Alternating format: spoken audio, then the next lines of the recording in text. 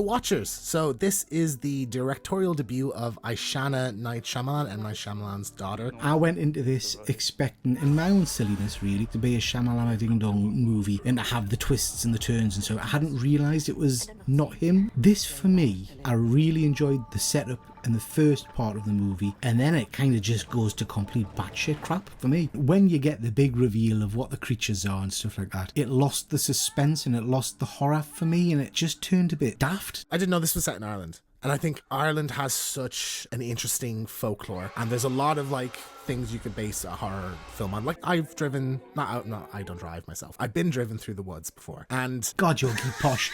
You're geek posh. Oh yes, I've been driven. Charles the chauffeur has taken me through the woods. Yes. I think the scenery. Like I love a spooky Irish horror movie in the woods. I think it's a great idea, and there's a lot of cool creatures you could do a film on. This one was just sort of an odd choice, and I think the creature design in this is actually great. Like it's kind of skinny, tall. The sound design is incredible. I think they are genuinely I'll give you that. Terrifying. But they're supposed to be fairies, which I thought was weird. Now they said changelings, and we already have a couple of. There was a movie, Lee Cronin's last movie before Evil Dead Rise was about a changeling. A mother and she thinks her son is a changeling, so that's that movie. And I think that's the kind of movie you make with that.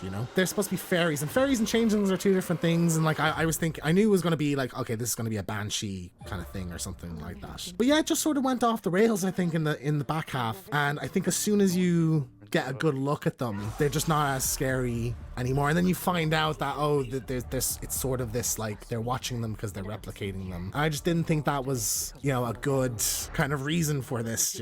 It made no sense to me. When the creatures were in the dark and they were scurrying around, very cool, I liked it. When you saw them kind of as a silhouette, as a big tall gangly looking thing, very cool, I liked it. Then all of a sudden they totally jump ship, and then every one of them looks like the guy, and it just looks crap. Near the end, like when they chase them through the woods, they've all got the same kind of face and shape. If you've been watching all of these characters from the start, which is what we're being told, why didn't you get a whole host of different people in the woods? Do you know what I mean? The premise was they're being watched to be copied and imitated, but we don't see any of that really. Yeah, and I think like you should have had moments where they're meeting people in the woods and it turns out that it's the change. Do you know what I mean? Like if you're going to do a thing about shapeshifters, but you don't do any kind of and there's one major kind of like revelation towards the end, which we'll get to. It wasn't a revelation. It worked that one out. Oh, absolutely. Yeah. It's obvious one of these people is going to be one of these things. Like if you're doing a shapeshifter thing, that's obviously going to be it. There's this actress in this movie. She's also in Tarot. So she's the kind of older woman, badass in the leather jacket, the veteran who knows her thing. She's also in Texas Chainsaw. Plays the same character in that. Plays the same character in Tarot. So she turns out at the end to be one of the changelings, and she's like a day walker. She's like an exceptional one who can go out in the sunlight and who doesn't follow the rules that the other ones do. This is revealed what we think is the end of the movie,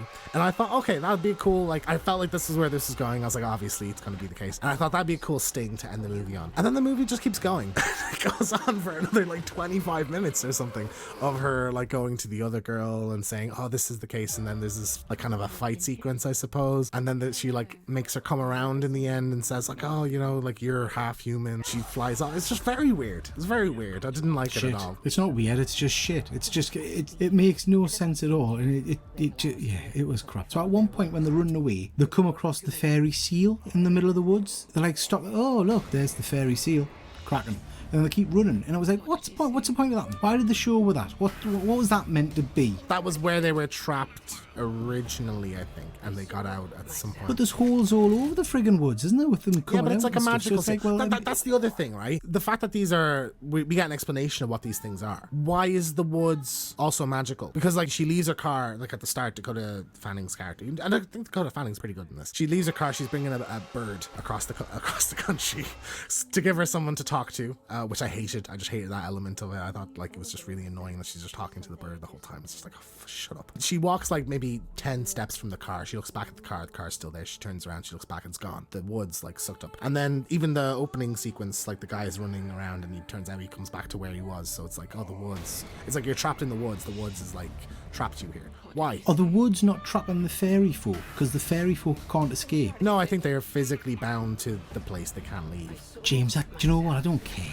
Do you know what I mean? It's doing me nuts in, man. All the way through, again, the bit that I didn't understand, because all the way through, we're given this kind of narrative about Dakota Fanning's character, about her being a bit of a bad kid. She's in the car and she causes the accident by putting her fingers in the window and all this kind of stuff. That's heavily explained, yeah? And then at the end, the last scene of her is with her sister, and her sister's got mangled hands, which implies that Dakota was never the bad kid. She was the kid sat next to the sister. And I was like, well, what's the point of that then? What's that told with? You never even noticed that, I didn't know she had mangled hands. I know she had a scar on her face. No, because she was hurt. The sister was the one that was hurt in the accident. Nah. What do you mean, no? See, at the end, they purposefully show you a shot of the sister moving her hands towards her, and her fingers are all kind of broken and bent. That, to me, was the kid who had the fingers in the window when the car crashed, which is what would be led to believe was the Dakota Fanning. Well, in the character. flashbacks, they're called the names that they're... Unless she's pretending to be the sister. I don't know, man. It's bollocks. Someone explain that if you I did understand throughout the that. movie think there's going to be a bait and switch here and this is the other sister or something like that, but then I kind of forgot that and I didn't really realise that was supposed to be a revelation at the end, if it is. Now, this is based on a book, so if anybody's watching this and they've read the book, please explain that to us. Am I Don't just waste your imagining time. that? Or... Just don't even bother, because we're not going to care anyway. Like, it'd be nice to leave a comment, because we appreciate comments, but don't waste your time explaining. I think the other thing about this, and I'm interested in your thoughts, is I actively wanted every single character to die. I hate the little Irish guy, the Irish kid annoyed me when he locks them outside. It's like, for fuck's sake, it's like, come on. Again, just the badass old lady trope has just been done to death now at this stage, so that really bothered me. The other girl, I thought was fine, but that's really the best I can say. And what the thing I didn't like is that some of these people are supposed to have been together, like in this box thing, for like months, nearly years, and yet they have no dynamic together. You don't really get a sense that they have any camaraderie or anything. They don't feel like they've known each other a long time, And I know they're in a weird situation, but there's no chemistry between them at all. So like that sucks, especially if they're in a box together all day, every day. I got no relationship between any of them. The whole concept of the understairs bunker thing. I get the narrative that the professor bloke decided that it was alright to kill 13 people a day or whatever by getting them to come and do a part of his house, right? That has to have started at some point. Yeah? When did they build a fucking bunker in a day? And that meant he could stay there overnight and not die and be eaten by these creatures. Yeah, it doesn't make any sense. You presume this bunker took months to build as well. Yeah. So he's getting 13 fresh people down to the Galway woods every day. Consistently, no more, no less, he says. Consistently every day for months, and nobody raises an eye on it. Dog shit, mate.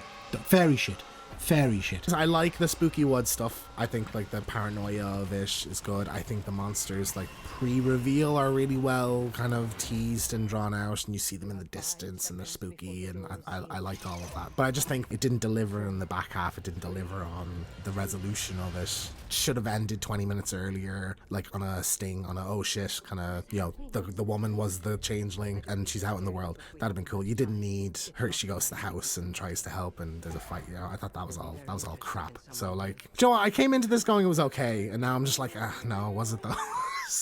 It's a bit boring, and I don't like the characters, and it's just not good. So I will say though, I think it's well directed. Like, I think there's some really good camera work in it, and the sound design, it's well put together. It's in the kind of script that the problems are. So I think I'm interested to see this director, what she will do next. I don't want to see anything else from this universe. I'm not interested in any kind of follow-up or sequel to this dog shit. You know what? As we've started, I'm getting grumpier and grumpier. It's not dog shit. It's all right. Do you know what I mean? I enjoyed the creepiness of the start, the concept of the thing in the woods. I thought the concept of, these creatures making you perform every night. The clapping, the mystery of it was interesting. The clapping and the way they kind of... It's when you get the reveal of what they're there for that it just kind of goes downhill for me. Do you know what I mean? So that is our review of The Watched/The Watchers. Thank you so much for watching. We review all the latest horror movies in the cinema. We've done a good few lately. We did The Strangers Chapter 1. We did Tarot. We also have I'll Be Right Back, which is our retro review series, so check that out. Leave a comment. Let us know what you thought of the movie if you watched it, and we will see you next time.